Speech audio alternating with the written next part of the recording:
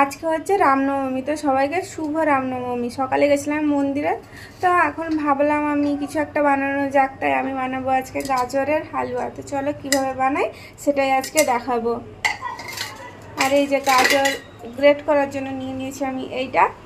তো চলো, এই যে দেখো গাজরগুলো ভালো করে ধুয়ে নিয়েছি এবং খোসা ছাড়িয়ে নিয়েছি। চলো এবার এটা গ্রেট করা যাক। এই যে গাজর গ্রেট করা হয়ে গেছে। নিয়ে নিয়েছি আমি কাজু, ঘি আর এলাচ। কড়াই বসিয়ে দিয়েছি, দিয়ে দিলাম আমি 3 চামচ মতো এখানে ঘি দিয়েছি। দিয়ে তারপরে ঘিটা ভালো করে গরম করে দিয়ে দিয়েছি আমি এলাচ দিয়ে তারপরে এই যে গ্রেট করে রাখা গাজর ওইগুলো দিয়ে দিলাম। দিয়ে তারপরে ভালো করে মিশিয়ে নিতে হবে।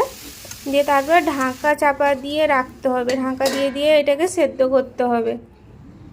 মাঝে মাঝে ঢাকাটা খুলে একটুখানি নাড়িয়ে দিতে হবে, না হলে নিচে বসে যাওয়ার চান্স থাকে। তারপরে এই যে দুধ গরম করে রেখেছি আমি, ওই দুধটা আমি দিয়ে দিলাম যখন সিদ্ধ হয়ে যাবে। তারপরে ভালো করে আবার মিশিয়ে নিতে হবে ওইটাকে।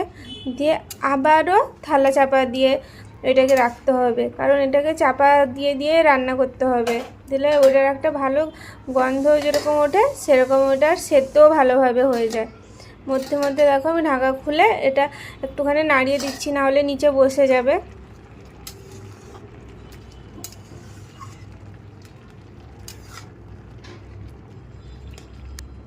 তারপরে যে নিয়ে নিয়েছি আমি কাজু, চিনি পরিমাণ মতো আর এলাচ।